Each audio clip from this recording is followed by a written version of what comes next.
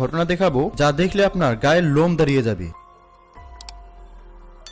সর্বপ্রথম আমাদের এই লিস্টে রয়েছে জেসিকার স্টোরি, কারণ জেসিকার সঙ্গে এমন একটা ঘটনা ঘটেছিল যা দেখলে আপনার গায়ের প্রত্যেকটি লোম দাঁড়িয়ে যাবে। জেসিকা নামের এই মেয়েটি সামুদ্রিক প্রাণীদের সঙ্গে থাকতে খুব ভালোবাসতো, আর সেই সমস্ত প্রাণীদের সঙ্গে সে তার প্রফেশনাল জীবনটাকেও কাটাতো। কারণ এই মেয়েটির বাবা একজন বায়োলজিস্ট ছিল, তাই কোনো প্রাণীদেরকে নিয়ে রিসার্চ করার জন্য তাকে নিজের ল্যাবে নিয়ে আসতো। আর সেখান থেকেই জেসিকার ইন্টারেস্ট প্রাণীদের উপর একটু বেশি হয়ে যায়। ধীরে ধীরে এই জেসিকা নামক মেয়েটির বয়স যত বাড়তে লাগলো তত সামুদ্রিক প্রাণীদের সঙ্গে সে বেশি টাইম কাটাতে থাকতো। তবে এই মেয়েটির মধ্যে একটা ক্ষমতা ছিল, যে কোনো ডলফিনকে মিনিটের মধ্যে পোষ মানিয়ে নিতে পারত। ধীরে ধীরে এই মেয়েটি নিজের রিসার্চ কাজ চালিয়ে যাওয়ার জন্য প্রচুর মাছেদের সঙ্গে জীবন কাটায়। 19 বছর বয়সে সে একটা ডিগ্রিও পায়। ধীরে ধীরে এই ডলফিনগুলোর সঙ্গে তার সম্পর্ক আরো বাড়তে লাগলো। দেখতে দেখতে 21 বছর বয়সে এমন একটা কাজ করে ফেললো এই মেয়েটি যা দেখে গোটা বিশ্ববাসী হতবাক হয়ে যায়। পৃথিবীর সবচেয়ে বড় মাছেদের শোয়ের একটা ট্রেনার হয়ে গেল এই মেয়েটি। একটা মাছ যেটার ওজন 5000 কেজির থেকেও বেশি, যেটা লম্বাতে 3-4টে মানুষের সমান, তাকে নিয়ে ট্রেন করতে হতো এই মেয়েটিকে। এমনই একদিন এই মেয়েটি শোতে যায় এবং সেখানে তার পোষ মানানো প্রচুর মাছও আসে। আর সেখানেই ঘটে যায়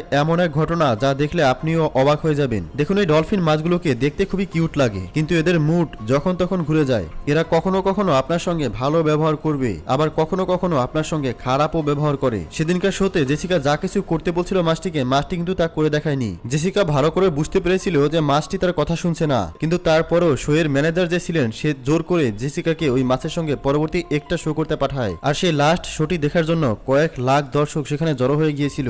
প্রথম সেই শোটি তো ভালোই চলছিল এবং সেই মাছটি জেসিকার সমস্ত কথাও শুনছিল। আর এই শোটি দেখতে জেসিকার নিজের মা এবং বাবাও এসেছিল। সবকিছু ঠিকভাবে চলতে চলতেই সেই ঘটনাটি ঘটার সময়ও হয়ে গেল। জেসিকা ভাবছিল আজকে মাছটি আমার সমস্ত কথাই শুনছে, তাই মাছটিকে আমি এরপরে যা বলবো তাই সে করবে। কিন্তু এই ধারণাটি জেসিকার ভুল প্রমাণিত হলো। মাছটির উপরে সে উঠে বেড়ায় এবং মাছটিকে জেসিকা ইশারা করে যে আমাকে গোটা সুইমিং পুল ঘুরে নিয়ে বেড়াও। মাছটি প্রথমে তো সুইমিং পুলে ঘোরাচ্ছিলও বটে, কিন্তু এরপরে হঠাৎ মাছটির মুড পরিবর্তন হয়ে যায়। কোনো ওয়ার্নিং না দিয়ে জেসিকার সমস্ত শরীরটাকে চেপাতে লাগে সেই মাছটি। হঠাৎ করে এই মাছটি জেসিকাকে মুখের মধ্যে ভরে নেয়। আর এই দৃশ্য দেখতে দেখতে চিৎকার করে কাঁদতেছিল দর্শকরা। সেখানে থাকা সমস্ত মানুষ নিজের চোখে দেখতে পারছিল না সেই দৃশ্য। প্রথমে কিছু মানুষ ভেবেছিল হয়তো এটা অ্যাক্টিং এর কোনো ছোট পার্ট ছিল, কিন্তু তারপরে ট্রেনার গুলো দৌড়ে চলে আসে সেই জায়গায়। শো চলতে থাকা সমস্ত লোক ভয়ে দৌড়াতে শুরু করে সেখান থেকে। আর সেখানে যত ট্রেনার ছিল সবাই মাছটির মুখ থেকে জেসিকা নামক মেয়েটিকে ছাড়ানোর চেষ্টা করছিল। সবাই সমস্ত রকম উপায় অবলম্বন করছিল জেসিকাকে বাঁচানোর জন্য, কিন্তু না, কেউ কিছুতেই সফল হচ্ছিল না। ওই মাছটি সেই সময় কাউকে ভয় পাচ্ছিল না, কারোর কথাও শুনছিল না।